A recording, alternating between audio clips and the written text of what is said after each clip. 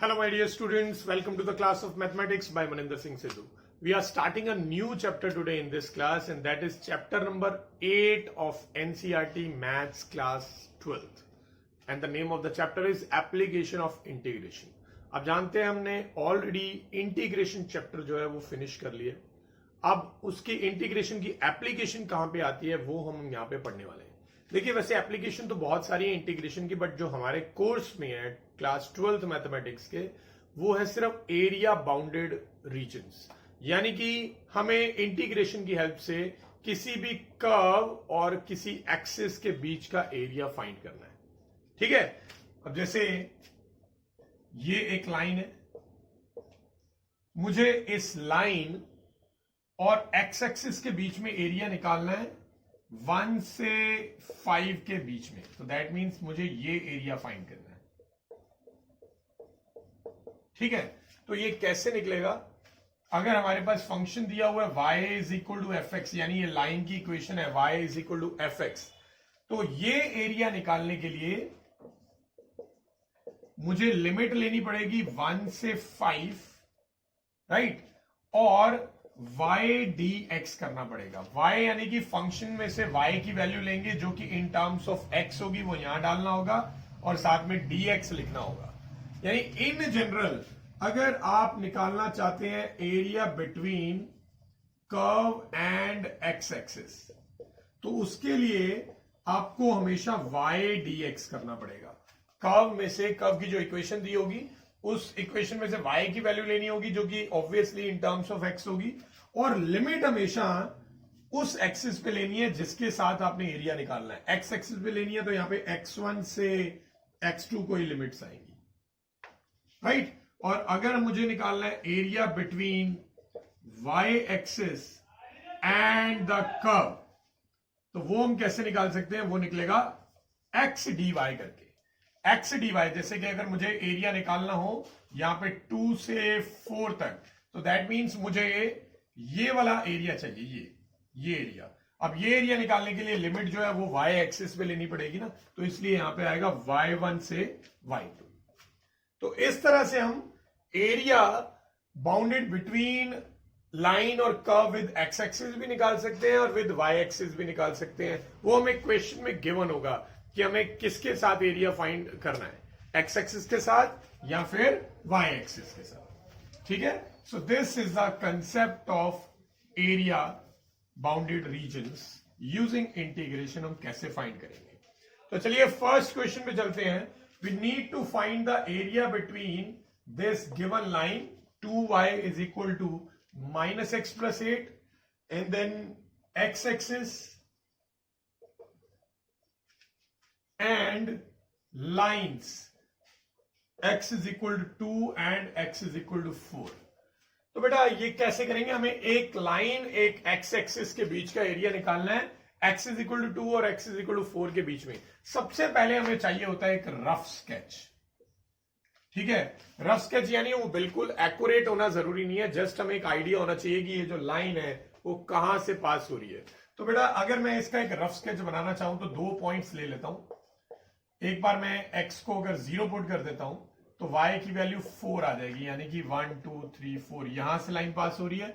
और अगर मैं से x को 4 पुट कर देता हूं तो उससे y की वैल्यू 2 आ जाएगी। तो 1 2 3 4, तो ये पॉइंट है, तो दैट मीन्स ये कुछ ऐसी लाइन है। ठीक है, अब मुझे लाइन के बारे में पता चल गया, कुछ इस तरह से पास हो रही है कि रफ स्केच चाहिए था मुझे। Now we need to find the area between this line and x axis, तो ये रहा। और between the lines x is equal to 2, x is equal to 4, but x is equal to something type की जितनी भी lines होती हैं, यानी सामने अगर कांस्टेंट हो तो वो सारी लाइन्स y एक्सिस के पैरेलल होती है। सो दैट मीन्स एक है x इज इक्वल टू 2, ये लाइन है x इज इक्वल टू 2, और एक है x इज इक्वल टू 4, ये। तो अब आपको लाइन x एक्सिस और ये दोनों के बीच का एरिया निकालना है, यानी कि ये एरिया पूछा जा रहा है। ठीक है, सो ये रिक्वायर्ड एरिया कैसे आएगा? रिक्वायर्ड एरिया निकालने के लिए, क्योंकि ये area bounded by x axis and the curve है, तो फॉर्मूला आएगा y dx। ठीक है, y dx। एक्स एक्सिस के साथ एरिया निकालना है तो यहां पे हमेशा dx आएगा। वाई एक्सिस के साथ एरिया निकालना तो यहां हमेशा dy आएगा, और जब dx आएगा तो उसके साथ हमेशा y होगा, और जब dy आएगा उसके साथ हमेशा x होगा। ठीक है, अब लिमिट, क्योंकि x एक्सिस के साथ बाउंडेड एरिया है तो लिमिट भी x एक्सिस की होगी। अब x एक्सिस पे यहां से यहां तक एरिया है, ये 2 से लेके 4 तक, तो यहां पे मैं लिमिट डाल दूंगा 2 से 4, राइट। तो अब एरिया निकालें कैसे? अब हमें फंक्शन में से जो भी हमें गिवन होगा कर्व, उसमें से y की वैल्यू लेनी है। y की वैल्यू क्या आएगी? वो आएगी -x/2 + 4, ये आ जाएगी। अब हमें दोनों का इंटीग्रेशन कर देना, दैट्स इट। ठीक है, तो इंटीग्रेशन -1/2 को मैं छोड़ रहा हूं, x का इंटीग्रेशन होता है x²/2, इसमें मैं लिमिट पुट कर दूंगा 2 से 4, और 4 का इंटीग्रेशन हो जाएगा 4x, और x में लिमिट पुट कर दूंगा 2 से 4। सो नाउ ये 2 भी बाहर ले आते हैं, तो बाहर आ गया -1/4, अपर लिमिट पुट करेंगे बनेगा 16, माइनस लोअर लिमिट पुट करेंगे बनेगा 4। यहां पे आ जाते हैं, 4 के साथ what do we have? Upper limit is 4, lower limit is 2, तो ये बन गया। So now this will become 12, 12 को 4 से डिवाइड करेंगे तो -3 आ जाएगा, ये 2 बनेगा, 4 × 2 इज 8, तो आंसर आ गया 5। आगे हम ये लिखेंगे स्क्वायर यूनिट्स। क्यों लिख रहे हैं? क्योंकि ये हमने एरिया फाइंड किया है, तो जब भी हम एरिया फाइंड करेंगे आगे हमेशा स्क्वायर यूनिट लिखेंगे। एंड एरिया कभी याद रखिए नेगेटिव नहीं होता, इंटीग्रल नेगेटिव होते थे, इंटीग्रल का आंसर हमेशा नेगेटिव, कई बार नेगेटिव में भी आता था, बट एरिया जो है वो कभी नेगेटिव नहीं होगा, ये आपको हमेशा याद रखना है। तो चलिए मूव करते हैं नेक्स्ट क्वेश्चन पे। एक और काम करता हूं मैं, यहीं पे ही y एक्सिस के साथ भी लेके करवा देता हूं ताकि आपको थोड़ा कंसेप्ट क्लियर हो जाए। लाइंस में ले लेता हूं y = 1 एंड y = 4। अब इस बार कौन सा एरिया फाइंड करना होगा? लाइन हमने ऑलरेडी बना रखी है, y = 1 line is like this, ये मैं इरेज कर रहा हूं। y = 1 लाइन जो होगी वो ऐसी होगी, और y = 4 जो है वो ऐसी होगी, तो वो तो उसी को इंटरसेक्ट ही कर रही है, तो y = 3 कर देते हैं। तो ये, तो अब आपको एरिया फाइंड करना है लाइन y एक्सिस और ये वाली लाइंस के बीच में, तो ये एरिया है। ठीक है, अब ये एरिया कहां से कहां तक जा रहा है? 1 से लेके 3 तक जा रहा है। अब अगर मुझे रिक्वायर्ड एरिया निकालना है, क्योंकि ये एरिया जो है y एक्सिस के साथ बाउंडेड है, तो इसका फॉर्मूला होगा x dy, और लिमिट y एक्सिस की आएगी जो कि 1 से लेके 3 तक है। अब मैं यहां से x की वैल्यू डालूंगा, x की वैल्यू क्या आएगी? -x इधर लाइए, 2y उधर ले जाओ, तो x की वैल्यू आएगी 2y + 8, और साथ में dy। बेटा x की वैल्यू हमेशा y की टर्म्स में आएगी, इसीलिए आगे dy लगा होता है, तो पूरा फंक्शन जो है y की टर्म्स में बन जाता है। नाउ इसकी इंटीग्रेशन 2 को छोड़ देंगे, y का इंटीग्रेशन होता है y²/2, और 8 को छोड़ देंगे तो dy का होगा y। ठीक है, ये 2 से 2 भी कट गया। अब हम आगे अपर लिमिट माइनस लोअर लिमिट कर देंगे। ठीक है, तो यहाँ पे अपर लिमिट 3 का स्क्वायर 9 आएगा, माइनस लोअर लिमिट 1 का स्क्वायर 1 ही आएगा, और यहां पे 3 - 1 बन जाएगा, तो 9 - 1 8 आ गया, और ये 2 8 × 16 24 स्क्वायर यूनिट्स। तो यानी ये वाला जो एरिया है थोड़ा ज्यादा आया है। ऑलराइट, तो इस तरह से हम x एक्सिस या y एक्सिस किसी के बीच का भी एरिया फाइंड कर सकते हैं, जो भी हमसे क्वेश्चन में पूछा जाए। अगर कोई ऐसा एरिया है जो दो कर्व्स के बीच में होगा, तो वो एरिया आप किसी भी फॉर्मूला से कर सकते हो, x dy से भी और y dx से भी।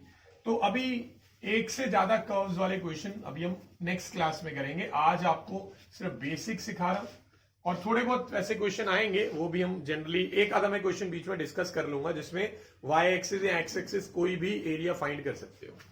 तो चलिए moving on to next question. हमें एरिया फाइंड करना है बिटवीन द लाइन। आपको दे रखिए y = 3x + 2 and then x axis, and then we have x = -1 and x = 1। तो ये इन सब के बीच में एरिया फाइंड करना है। तो मैं पहले एक लाइन की एक रफ स्केच ले लेता हूं।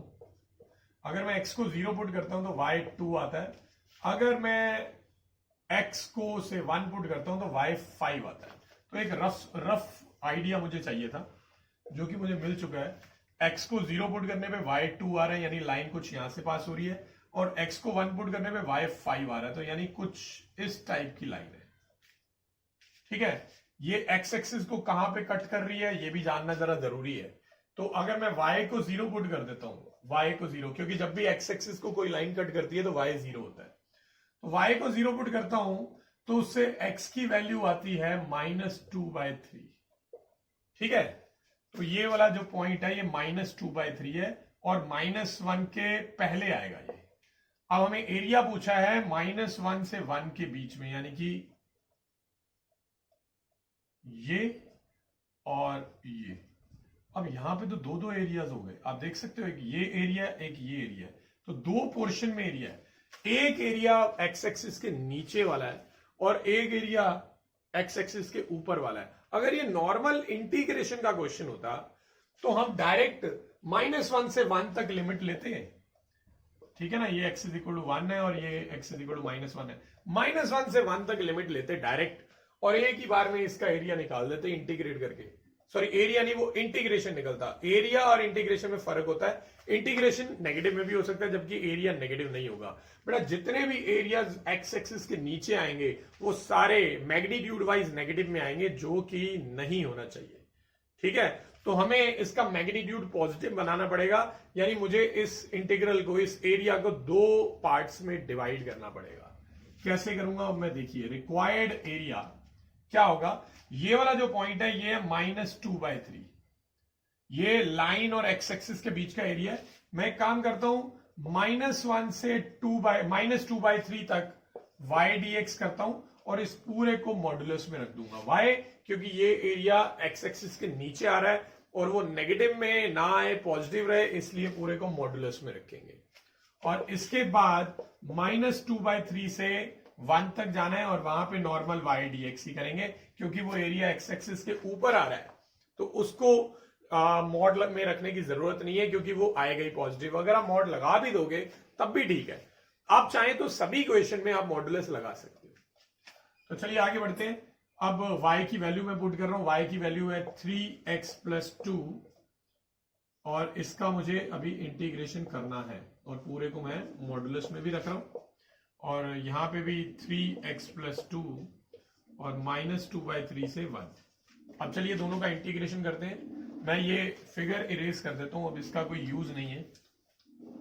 फिगर की जरूरत सिर्फ वहीं तक होती है जब तक हमें लिमिट वगैरह पता लगानी हो। ठीक है, अब 3x में 3 को छोड़ देंगे, x का हो जाएगा x² 2 और 2 को छोड़ देंगे तो बाकी का x हो जाएगा। अब दोनों में लिमिट डाल देंगे, कहां से कहां तक, -1 से -2/3, -1 से -2/3 और आगे यहां पे भी सेम बनेगा। 3 को छोड़ दिया, x² 2, लिमिट आएगी -2/3 से 1 और फिर प्लस में आएगा 2 का आ गया 2x और लिमिट आएगी -2/3 से 1। तो अब सभी में मैं अपर लिमिट माइनस लोअर लिमिट करने वाला हूं। ये 2 को बाहर निकाल लो, 3/2। अपर लिमिट अगर मैं -2/3 का स्क्वायर करता हूं तो वो बनेगा 4/9, माइनस लोअर लिमिट करेंगे तो 1 आएगा। ठीक है, एक चीज हम भूल गए, हमें इस पूरे को मॉड में रखना है। ठीक है, अब यहां पे आ जाते हैं। यहां पे मेरे पास पहले से 2 है बाहर। अब अपर लिमिट आएगी -2/3, माइनस लोअर लिमिट करेंगे तो माइनस माइनस प्लस बन जाएगा, ये वैल्यू आ चुकी है। सेम वे में यहां पे भी करेंगे, 3/2 को छोड़ देते हैं। अपर लिमिट जो है वो 1 है, लोअर लिमिट इसका स्क्वायर करेंगे तो 4/9 आ जाएगा। फिर देन वी हैव 2 के साथ x है तो अपर लिमिट 1 होगी, लोअर लिमिट जो है वो -2/3 है तो माइनस माइनस प्लस बन जाएगा। सो ये वैल्यू आ चुकी है। अब इसको मैं सॉल्व कर रहा हूं। सो ये 3/2 और ये 4 - 9 बन जाएगा -5/9 और इस तरह से ये टर्म बन जाएगी 1/3। याद रखिए इसे मॉडुलस में रखना है। और यहां पे we have 5/9 and then we have 3 + 2 यानी कि 5/3। तो ये वैल्यूज आ चुकी हैं। और सॉल्व करें, अब ये वैल्यू बनेगी, ये इससे कटिंग हो जाएगी थोड़ी सी, 3 पे कटेगा तो ये आ गया -5/6।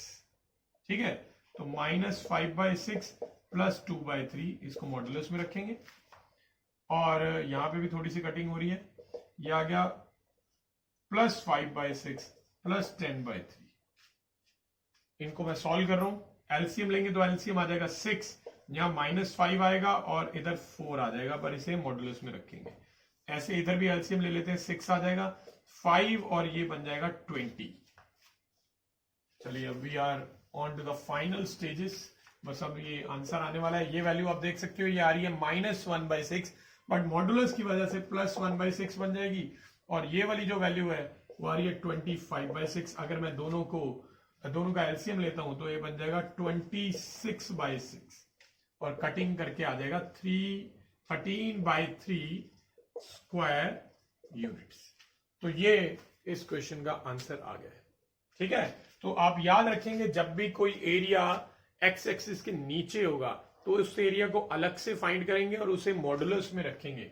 अगर हमने मॉडुलस में ना रखा होता तो आप इमेजिन करिए ये वैल्यू आती -1/6, ठीक है, माइनस आती तो ये इसमें कट जाती, तो ये इसको कट कर देता। तो यानी कि ये जो एरिया ये वाला था, हमें ये फाइंड करना था ना, तो ये जो नेगेटिव एरिया ये कुछ अपने ही इक्विवेलेंट पॉजिटिव एरिया को कैंसिल कर देता, तो ओवरऑल आंसर इससे कम आता, जो कि रॉन्ग था। तो फिर से वही रिपीट कर रहा हूं कि नेगेटिव एरिया जो भी होगा, यानी वाई एक्स एक्सिस के नीचे आने वाला एरिया, उसको आप हमेशा मॉडुलस में रखेंगे, नहीं तो आपका आंसर करेक्ट नहीं आएगा। तो चलिए moving on to next question, we have to find the area between this parabola and its latus rectum. ठीक है, पैराबोला और लेटस रेक्टम के बीच में आने वाला एरिया फाइंड करना है। पहले मुझे इसका एक रफ स्केच बनाना होगा। y² = 4ax, हमने ऑलरेडी 11th क्लास में पढ़ा हुआ है कि इसका इस तरह का कर्व बनता है। अगर आपको कर्व के बारे में नॉलेज थोड़ी कम है तो आप मेरा 11th क्लास का कोनिक सेक्शन वाला जो चैप्टर है उसकी वीडियो देख सकते हैं। ठीक है, तो उसमें सारे कर्व्स जो है वो किस तरह से बनाए जाते हैं वो मैंने सिखा रखा है। तो ये है पैराबोला y² = 4ax। अब यहां पे एक पॉइंट होता है फोकस, जिसके कोऑर्डिनेट होते हैं जो यहां पे दिया होता है a,0। लेटस रेक्टम किसे बोलते हैं? y एक्सिस के पैरेलल एक लाइन सेगमेंट जो कि फोकस से पास होती है। तो अब आपसे बेसिकली ये एरिया पूछा जा रहा है, ये।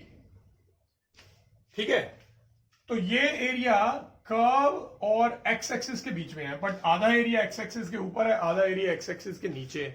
तो इसका मतलब आधा एरिया पॉजिटिव आ रहा है, आधा नेगेटिव आ रहा है। तो हम क्या करेंगे, हम सिर्फ ये वाला एरिया फाइंड कर लेते हैं, ये, और इसी को 2 से मल्टीप्लाई कर देंगे तो पूरा एरिया आ जाएगा, क्योंकि ये दोनों पार्ट तो सिमेट्रिक है, जैसा पार्ट ऊपर है वैसा ही पार्ट नीचे है। अब यहां पे लिमिट कहां से कहां तक लेंगे, 0 से लेके a तक।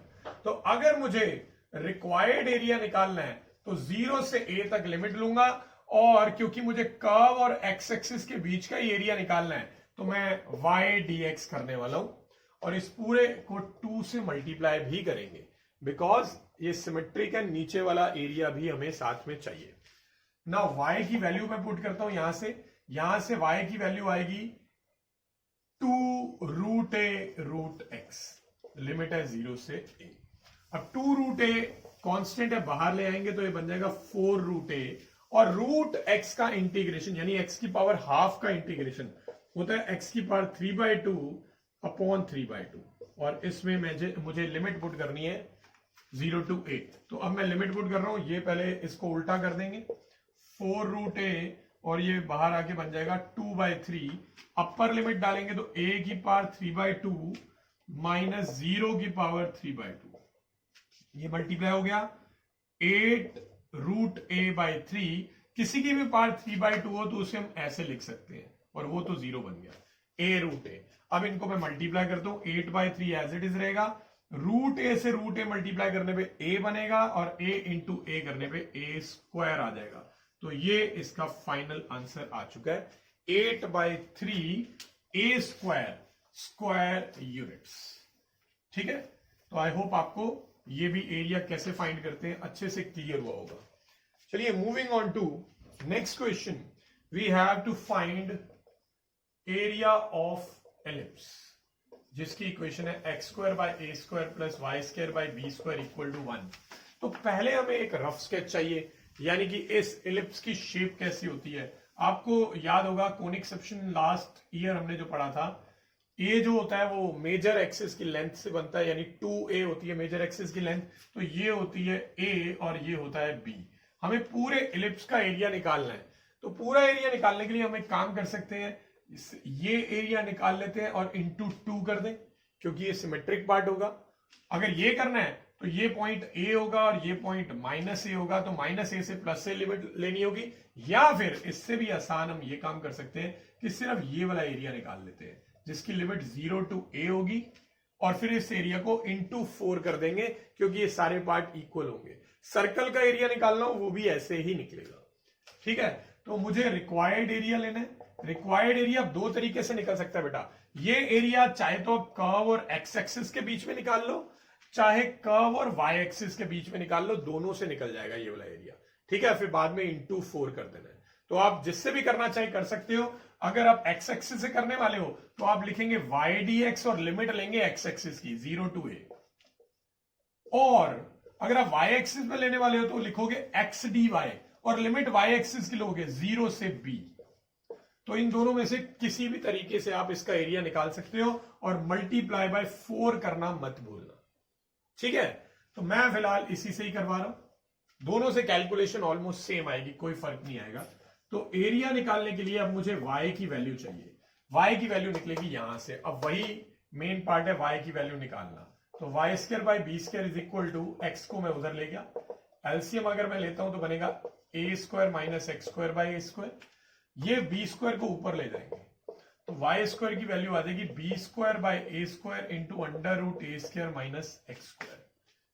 ठीक है, तो अब मुझे अगर y निकालना है तो इस पूरे का स्क्वायर रूट कर दूंगा, तो स्क्वायर रूट करने पे ये रूट के अंदर ही रहेगा, जबकि ये दोनों के स्क्वायर कट के रूट से बाहर आ जाएगा। तो ये मेरे पास y की वैल्यू आ चुकी है इन टर्म्स ऑफ x। इसी तरह से हम x की वैल्यू भी निकाल सकते हैं, इन दोनों को उधर ले जाए और फिर a ऊपर ले जाए, तो उसका आंसर आ जाएगा a बाय बी रूट में b square minus y square. तो अगर हम x की वैल्यू निकालेंगे तो ऐसे निकलेगी। तो यहां पे मैं पुट कर रहा हूं, ये आ गया b by a under root a square minus x square d x. अब यहां पे आ गया है वही वाला स्पेशल इंटीग्रल जो लास्ट चैप्टर में हमने किया था, जिसका मैंने बोला भी था कि ये बहुत ज्यादा यूज होने वाला है एप्लीकेशन ऑफ इंटीग्रेशन में। तो आइए बेटा, टाइम आ चुका है अब इसको यूज करने का। यहां पे b बाई ए को मैंने बाहर ले लिया, b by a, then under root a square minus x square का इंटीग्रेशन था x by 2 under root a square minus x square plus a square by 2 sine inverse x by a, और इसमें limit आनी है 0 to a। ठीक है, अब हमें करना पड़ेगा upper limit minus lower limit. तो चलिए करते हैं upper limit minus lower limit. 4b by a बाहर है, इसे बाहर ही रहने देंगे। अपर लिमिट यानी a पुट करूंगा तो a बाई 2, और यहां पे a डालने पे 0 बन जाएगा, तो पहली वाली ये वाली टर्म 0 हो गई। और यहां पे जब मैं a डालूंगा तो ये बनेगा a square by 2 sine inverse a by a, जो कि 1 होता है। तो ये बन गई अपर लिमिट माइनस, अब मैं लोअर लिमिट डालूंगा 0। यहां 0 डालेंगे तो 0 से कुछ भी मल्टीप्लाई होकर सब कुछ 0 बन जाएगा, और यहां पे जब हम 0 डालेंगे तो साइन इनवर्स 0 भी एक्चुअल में 0 ही होता है। तो ये बन गया। ऑलराइट, तो 4b बाई ए हमारे पास ऑलरेडी बाहर है, और अंदर सिर्फ a square by 2 sine inverse 1। Sine inverse 1 की वैल्यू पाई बाई 2 होती है। तो चलिए a से a काट दो, ये 2 to the 4 से 4 भी काट दो, तो आपके पास फाइनल आंसर आ जाएगा पाई ए बी, क्योंकि ये एरिया है इसलिए स्क्वायर यूनिट्स। ठीक है, इंटू 4 जो हमने स्टार्टिंग में किया है वो लगाना आप भूलेंगे नहीं। अगर आप 4 नहीं निकालेंगे तो ये सिर्फ इसके क्वाड्रेंट का एरिया निकलेगा, तो पूरा एरिया नहीं आ पाएगा। ठीक है, तो इलिप्स का एरिया अब आपको पता चल गया, क्योंकि सर्कल भी एक तरह का इलिप्स ही होता है, तो सर्कल का एरिया भी बिल्कुल इसी तरीके से आप फाइंड कर सकते हैं। ठीक है, कोई प्रॉब्लम आपको नहीं आएगी। चलिए आगे चलते हैं। आगे we have area between 2x y is equal to 2x minus x square and x axis। Okay, now हमारे पास ये एक तरह की इक्वेशन है, हमें पहले तो ये पता लगाना है किसकी इक्वेशन है। बेटा देखिए, x या y में अगर सिर्फ किसी एक पे स्क्वायर हो, ठीक है, x या y में किसी एक पे स्क्वायर हो, तो वो कर्व हमेशा पैराबोला होता है। ठीक है, तो ये एक पैराबोला है। अब पैराबोला 4 तरह के होते हैं। एक वो होता है जो लेफ्ट में ओपन होता है, एक वो होता है जो राइट में ओपन होता है, एक वो होता है जो अपसाइड ओपन होता है, एक डाउनवर्ड्स वाला होता है। ठीक है ना। तो जब भी एक्स पे स्क्वायर दिया होता है तो वो पैराबोला या तो अपसाइड ओपन होना होता है या डाउनवर्ड्स, किसी एक तरफ ओपन होना है। अब कैसे पता चलेगा? एक्स स्क्वायर के कोफिशिएंट को देख के कि वो नेगेटिव है या पॉजिटिव है। अब यहां पे एक्स स्क्वायर का कोफिशिएंट क्या है? नेगेटिव। एक्स स्क्वायर का कोफिशिएंट नेगेटिव होने का मतलब होता है कि वो डाउनवर्ड डायरेक्शन में ओपन होगा। तो यानी पैराबोला है तो ऐसा, पर पास कहां से हो रहा है वो अभी पता नहीं चला हमें। ठीक है, ऐसे है कि ऐसे है या ऐसे है या फिर बिल्कुल ऐसे है, कुछ नहीं पता। डाउनवर्ड डायरेक्शन में इतना पता चल चुका है। अब कैसे पता लगाएंगे? मैं ये पता लगाने की कोशिश करता हूं कि ये जो पैराबोला होगा डाउनवर्ड डायरेक्शन वाला, ये एक्स एक्सिस को कहीं कट भी कर रहा है या नहीं कर रहा। अगर कट कर रहा है तो कितने पॉइंट्स पे कर रहा है? एक ही पॉइंट पे कर रहा है कि 2 पॉइंट पे कट कर रहा है? क्योंकि अगर एक ही पॉइंट पे कट करेगा तो एक तरह से टेंजेंट की तरह होगा वो। अगर 2 पॉइंट पे कट करेगा तो ऐसे होगा। अगर कट ही नहीं करेगा तो फिर वो ऐसे होगा, नीचे की तरफ कहीं पे। ठीक है, तो मुझे पॉइंट ऑफ इंटरसेक्शन पता लगाने हैं। अब वो कैसे पता लगाएं? बेटा कोई भी कर्व जब एक्स एक्सिस को कट करता है तो उसका वाई कोऑर्डिनेट 0 होता है, right? At x axis y equal to 0 होता है। तो मैं इसमें पुट कर रहा हूं y इक्वल टू 0। तो ये आ जाएगा 0 is equal to 2x minus x square. इसको मैं सिंप्लीफाई करता हूं, x कॉमन निकालेंगे तो 2 माइनस एक्स, तो यहां से दो वैल्यूज आ जाएंगी, एक x इज इक्वल टू 0 और x इज इक्वल टू 2। अब ये मुझे काफी हेल्पफुल वैल्यूज मिल गई हैं। मुझे पता चल गया कि कर्व एक तो 0 पे कट कर रहा है और दूसरा 2 पे कट कर रहा है, 2 पॉइंट पे कट कर रहा है। और ये भी मुझे मालूम है कि ये डाउनवर्ड वाला है। तो डाउनवर्ड वाला है, 2 पॉइंट पे कट कर रहा है, तो ऑब्वियसली ये ऐसा होगा। ठीक है, अब मुझे इस तरह से मैंने कर्व स्केचिंग कर ली। इस तरह के बहुत ज्यादा क्वेश्चंस नहीं है। सो नाउ इसके बाद हम क्या फाइंड करना है? हमें इस कर्व और एक्स एक्सिस के बीच का एरिया फाइंड करना है, यानी कि ये वाला एरिया फाइंड करना है। Simple. So now required area क्या होगा? क्योंकि एक्स एक्सिस के साथ है तो हम लिखेंगे वाई डी एक्स और लिमिट आ जाएगी 0 से लेके 2 तक। अब y की वैल्यू डाल देते हैं। y की वैल्यू है 2x minus x square d x, limit है 0 से 2। दोनों का इंटीग्रेशन करेंगे, 2x का एक्स स्क्वायर बाई 2 आ जाएगा, लिमिट 0 से 2, और एक्स स्क्वायर का आ जाएगा एक्स क्यूब बाई 3, लिमिट 0 से 2। ये 2 से ये 2 काट देंगे। अपर लिमिट 4 बन जाएगा पुट करके, लोअर लिमिट 0 ही रहेगा। यहां पे अपर लिमिट 2 का क्यूब 8/3 माइनस लोअर लिमिट 0 ही रहेगा। तो फाइनली वी हैव 4 माइनस 8/3। तो एलसीएम अगर लेंगे तो 12 माइनस 8 होता है 4। तो 4/3 स्क्वायर यूनिट्स, ये हमारा आंसर आ चुका है। ठीक है, आई होप आपको ये भी अच्छे से समझ आ गया होगा। तो ये थोड़ी सी मैंने आपको कर्व स्केचिंग करवाई है। कर्व स्केचिंग का बहुत ज्यादा रोल नहीं है सीबीएसई मैथमेटिक्स में, 12th में थोड़ी बहुत आएगी कर्व स्केचिंग, वो जैसे जैसे क्वेश्चन में आएगी मैं साथ में आपको क्लियर करवा दूंगा। बट आपको 11th क्लास का कोनिक सेक्शन जो था वो क्लियर होना बहुत जरूरी है, ताकि आप कर्व को अच्छे से आसानी से पहचान सकें। सो नेक्स्ट क्वेश्चन में मूव करते हैं। We have to find the area between y is equal to sine x and x is equal to 0 and x is equal to 2 pi.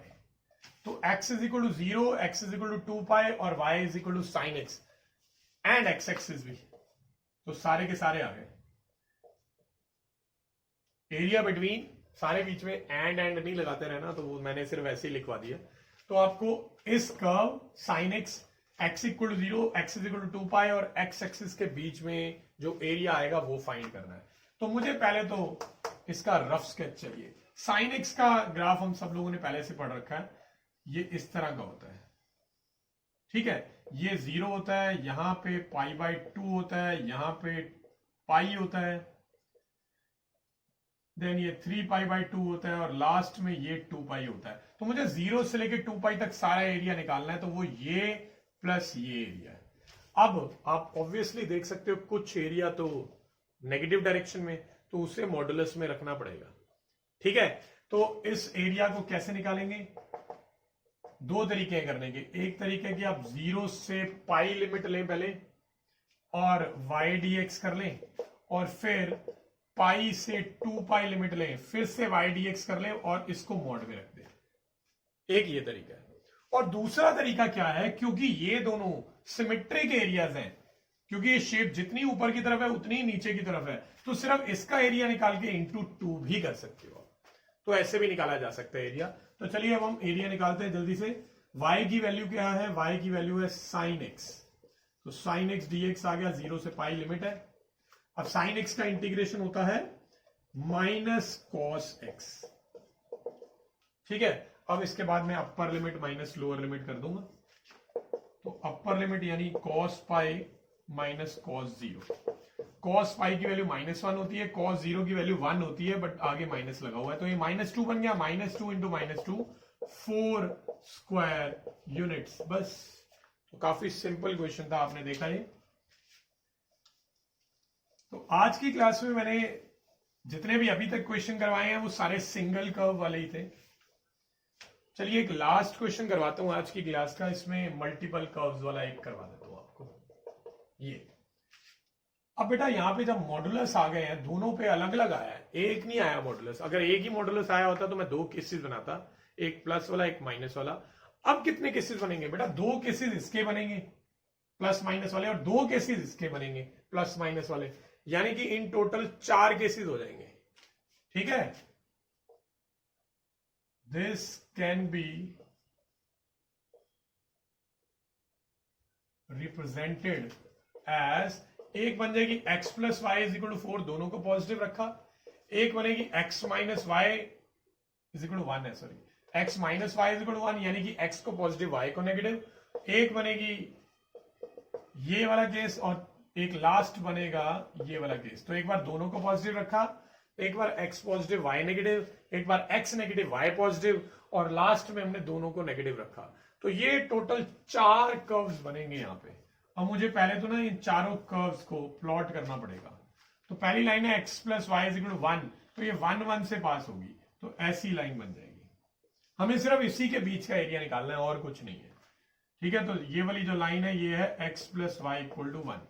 Next है x minus y is equal to 1, यानी x जो है वो positive direction में 1 पे cut कर रहा है और y में माइनस में, तो ये लाइन बन जाएगी second, which is x minus y is equal to 1। Then x negative है y पॉजिटिव है, x नेगेटिव इस डायरेक्शन में होता है, तो ये लाइन ऐसी बन जाएगी, x नेगेटिव y पॉजिटिव। और एक है x भी नेगेटिव y भी पॉजिटिव, वो लाइन ये वाली होगी। तो ये आ गया minus x minus y is equal to 1। तो आपको ये सारा एरिया निकालना है। तो ये सारा एरिया निकालने के लिए आपको 4 अलग अलग एरिया की जरूरत नहीं है, सिर्फ ये एरिया निकाल लो और इसको इंटू 4 कर देना, जैसे हमने एलिप्स वाले केस में किया था, ठीक है। तो मैं रिक्वायर्ड एरिया निकाल रहा हूं, ये वाली लाइन की हेल्प ले रहा हूं, यानी कि इसकी हेल्प ले रहा हूं, तो इसी के अकॉर्डिंग मैं करने वाला हूं। अब चाहे तो y dx कर लो, लिमिट ले लो 0 से लेके 1, या फिर x dy कर लो, और लिमिट इसमें भी 0 से 1 तक ही है, ठीक है। तो चलिए इस बार इस तरीके से भी कर लेते हैं। तो अगर मैं x dy कर रहा हूं, तो यहां से x की वैल्यू निकालनी पड़ेगी, तो x की वैल्यू आएगी 1 माइनस वाई। ये वाला कर्व का यूज कर रहा हूं ना, इसलिए इसकी इक्वेशन लेनी है। बाकी अगर मैं किसी और का यूज करूंगा तो फिर उसके अकॉर्डिंग मुझे चेंज करना पड़ेगा। सो यहां से वैल्यू आ गई है 1 माइनस वाई, दैट्स इट। अब पूरा y की टर्म्स में इंटीग्रेट आपने नॉर्मली करना है, जैसे आप करते रहे हो। 1 का इंटीग्रेशन y आ जाएगा क्योंकि dy की टर्म्स में, और y का आ जाएगा वाई स्क्वायर बाई 2। अब इसमें लिमिट पुट कर देनी है। एक बार अपर लिमिट डाल देता हूं, आप ओवरऑल इकट्ठे में भी डाल सकते हो, एक बार सब में 1 डाल दो, ये आ गया अपर लिमिट। फिर लोअर लिमिट डालेंगे तो ये आ जाएगा 0 माइनस 0 बाई 2, 0 ही हो जाएगा। तो 1 माइनस हाफ आ गया, तो इसका आंसर हाफ स्क्वायर यूनिट्स आ जाएगा, ठीक है। अब एक और चीज है कि हमने सिर्फ इस पार्ट का एरिया लिया था, तो इसको इंटू 4 करना जरूरी है क्योंकि हमें टोटल चाहिए। तो इसको भी 4 से मल्टीप्लाई करेंगे, इसको भी और इस पूरे को भी। सो दैट मीन्स आपका जो फाइनल आंसर है वो क्या बन जाएगा, 2 स्क्वायर यूनिट्स। तो आई होप आपको ये क्वेश्चन जितने भी आज मैंने क्लास में करवाए सारे अच्छे से क्लियर हो गए होंगे। अभी हमने सिर्फ एक एक कर्व वाले क्वेश्चन किए थे, यहां पे सिर्फ एक लास्ट में मैंने इससे क्वेश्चन लिया जिसमें एक से ज्यादा कर्व थे, बट स्टिल इसका एरिया फाइंड करने के लिए एक ही कर्व की हेल्प ली है हमने, दूसरे कर्व की नहीं। अब नेक्स्ट क्लास से हम जो क्वेश्चन करने वाले हैं वो बहुत ज्यादा इंपॉर्टेंट क्वेश्चन है। जनरली जो एग्जाम में क्वेश्चन आता है 6 मार्कर आता है इस चैप्टर में से, वो कॉम्बिनेशन ऑफ 2 कर्व्स होता है। या तो वो एक पैराबोला और एक सर्कल हो सकता है, या दो पैराबोला हो सकते हैं, या दो सर्कल हो सकते हैं, या लाइन और पैराबोला हो सकती है, या लाइन और सर्कल हो सकता है, या फिर 3 लाइंस वाला क्वेश्चन भी आ सकता है। ठीक है, तो तब तक बेटा नेक्स्ट क्लास तक आप वेट करिए, तब तक प्रैक्टिस करते रहिए। Thanks for watching.